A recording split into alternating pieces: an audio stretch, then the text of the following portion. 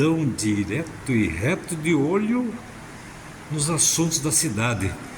Adivinha onde eu estou? Estou aqui no Gabinete de Leitura Sorocabano, uma instituição secular, e estou aqui diante do meu amigo Laor Rodrigues. Tudo bem, Laor? Tudo bem. O tempo passa, o tempo passou O tempo voa. e voltou novamente o 19 de outubro, agora 2024. Mas nós estamos nos referindo a 1954. O que aconteceu nesse ano, 54? Então, eu estava servindo o governo ainda, estava na 14ª CR, que era antigamente era o casarão do Vergueiro, lá do Vergueiro, não sei se você pegou. Lá em cima, a Vila da Saúde, né? Isso. Lá em cima, onde hoje é a Faculdade de Direito. Exatamente. E eu estava para dar baixa e uns dias antes o Getúlio tinha se suicidado. Sim. E nós ficamos de prontidão lá na 14ª CR. E o que eu fazia? Muitos dos meus colegas não queriam fazer prontidão, então eles pagavam para mim fazer a prontidão para eles. Com esse dinheiro eu tive condições finalmente de ficar associado do gabinete.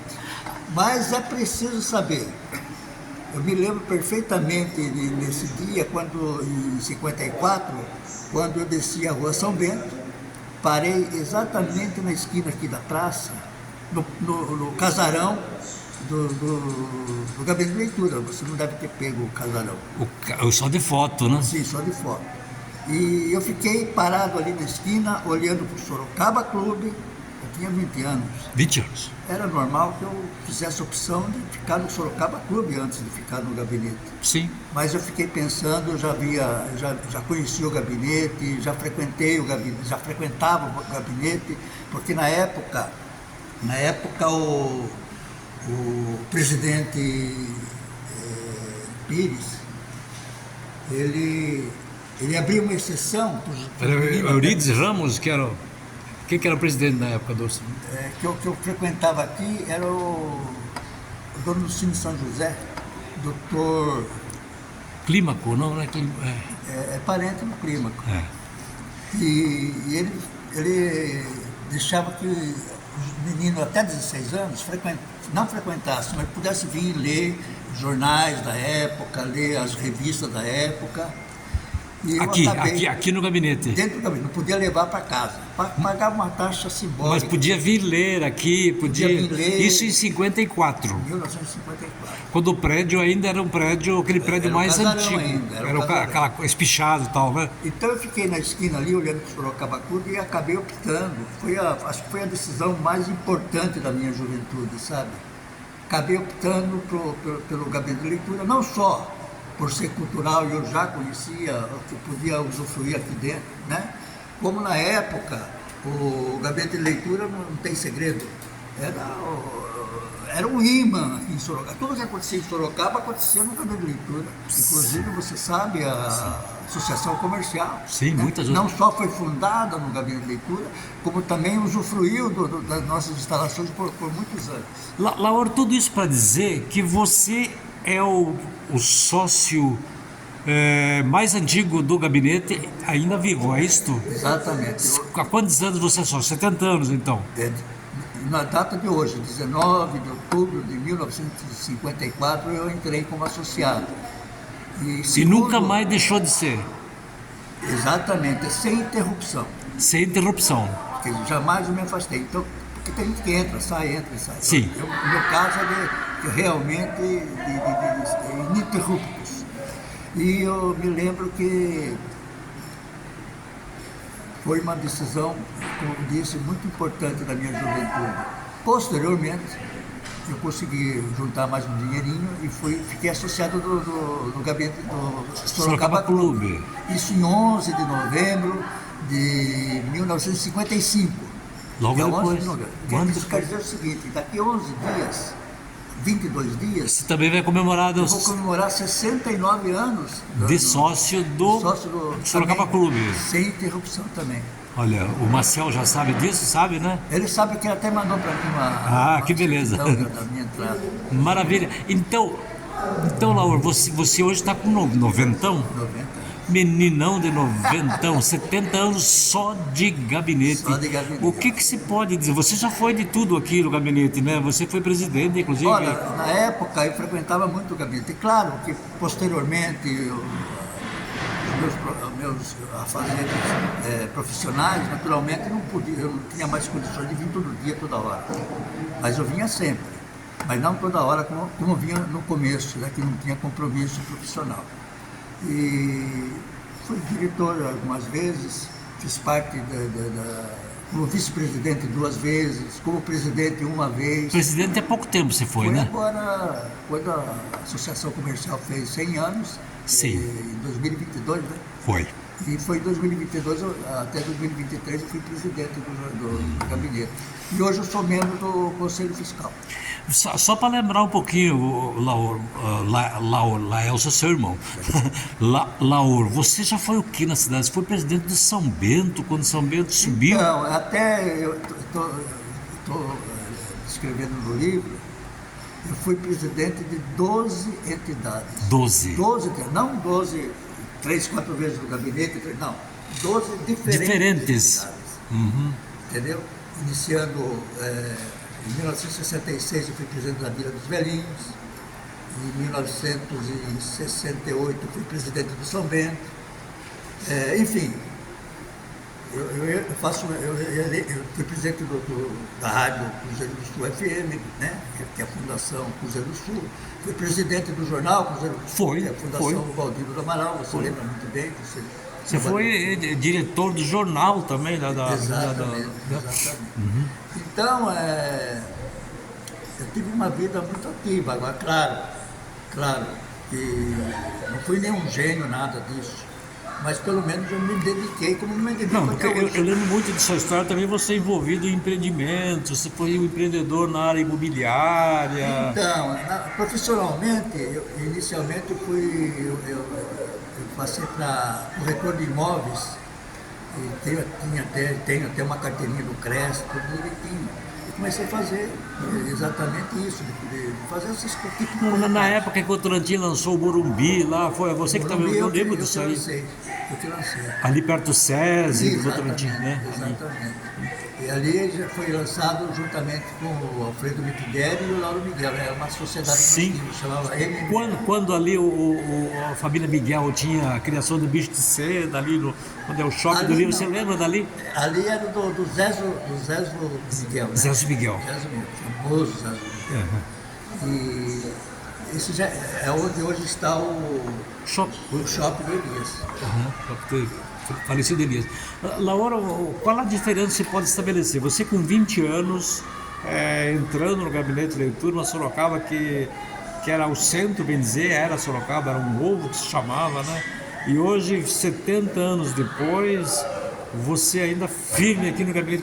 Qual a transformação que essa instituição teve ao longo de todo esse tempo? O que você poderia dizer para nós, Laura? Olha, Celso, você sabe mais do que ninguém. Você foi um excelente jornalista. E você sabe também, temos que admitir, que a fase do jornal impresso acabou. Acabou.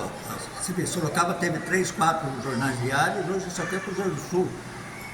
Inclusive dando prejuízo. Nós só não fechamos o Cruzeiro do Sul, do qual eu sou membro do Conselho Superior, porque a gente quer aguentar até o máximo possível. Mas um jornal que é uma tradição, né? Um jornal que teve 38 mil assinantes. Hoje eu não sei, mas acho que não chega a 8 mil. Então vai chegar uma época, Celso, vai dizer, por que fecharam? Vai chegar uma época que vai diminuir tantos assinantes que não compensa você ter uma máquina para fazer um jornal para entregar para 5 mil, 3, 4 mil pessoas, entendeu? E isso também responde a sua pergunta. A biblioteca também está terminando. Ou já terminou do que era antigamente, né? Do objetivo que era antigamente. Hoje a biblioteca como no nosso caso, dos 17 gabinetes de leituras existentes no interior do estado de São Paulo.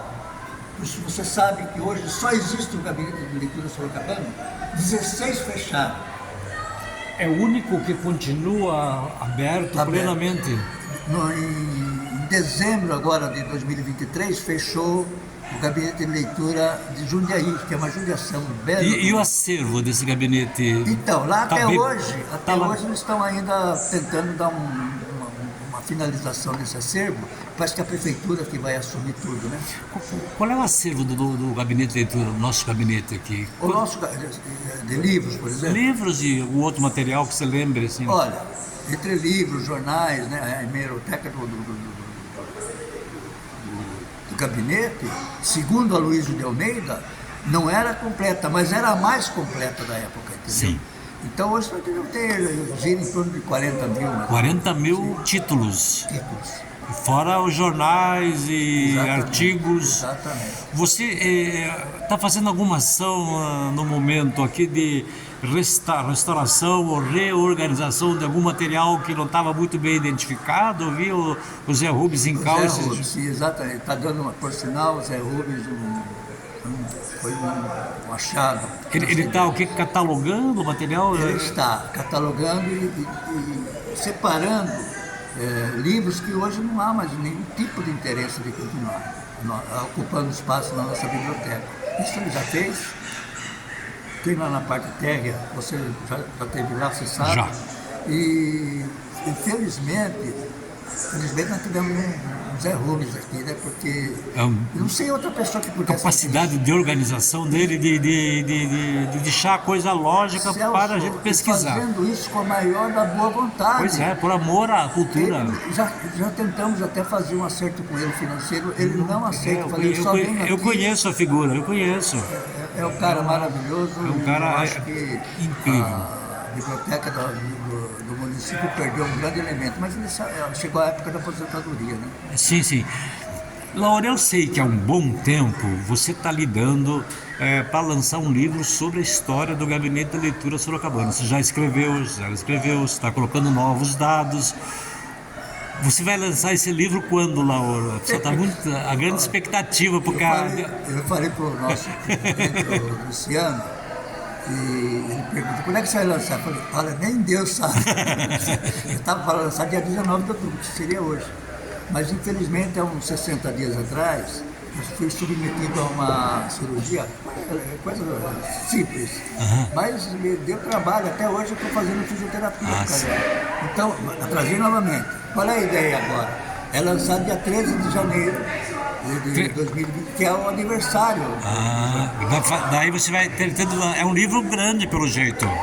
Deve estar variando em mais de 400 páginas. 400 páginas, contando toda a história, com ilustração, com foto, com... Exatamente. Porque, Celso, estava acontecendo uma coisa interessante. O Gabinete de Leitura, apesar de ser uma biblioteca, ter centenas de livros, não tem nenhum livro que conta a história do Gabinete. Está só, tem notícia esparramada, né? Aqui, ali, né? Exatamente. E o que está acontecendo? Pessoas como eu, que tenho 90 anos, eu sei da história do gabinete. Eu sei que aqui ficava lotado de gente. Você, para fazer uma pesquisa, às vezes precisava agendar, porque não tinha lugar de tanta gente que vinha diariamente, né? Hoje, sabemos de biblioteca, jornal impresso, nós estamos no fim da era deles, né?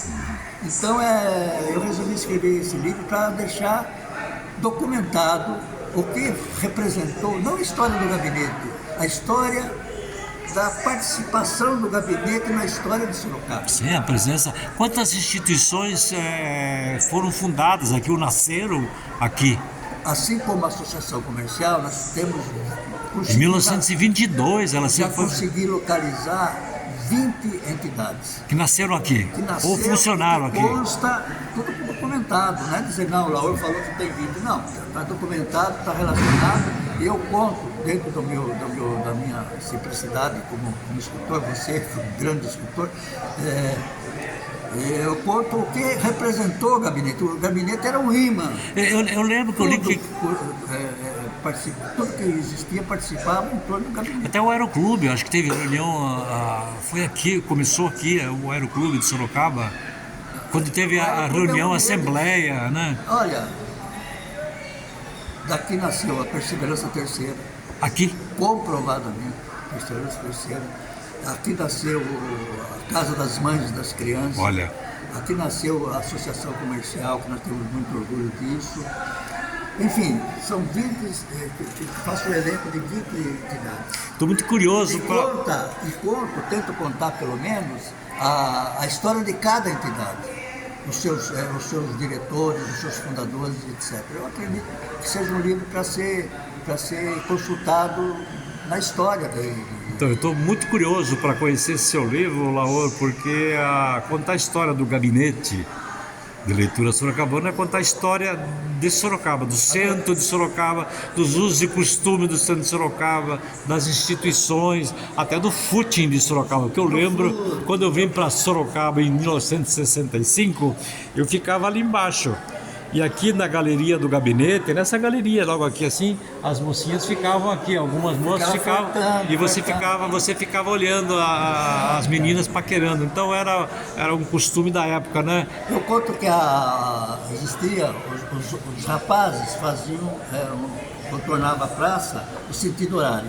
Uhum. E as meninas anti-horário. No sentido anti-horário. Então o que acontecia? Eu em frente ao círculo italiano, você flertava com a menina, sabendo que em frente ao Sorocaba Clube se ia tornar... Mas você dava algum sinal para parar, para conversar? Tinha signos, símbolos? Tinha. E a gente continuava achando, cruzando com ela no Sorocaba Clube. E daí na outra semana via de novo, demorava a paquera, né?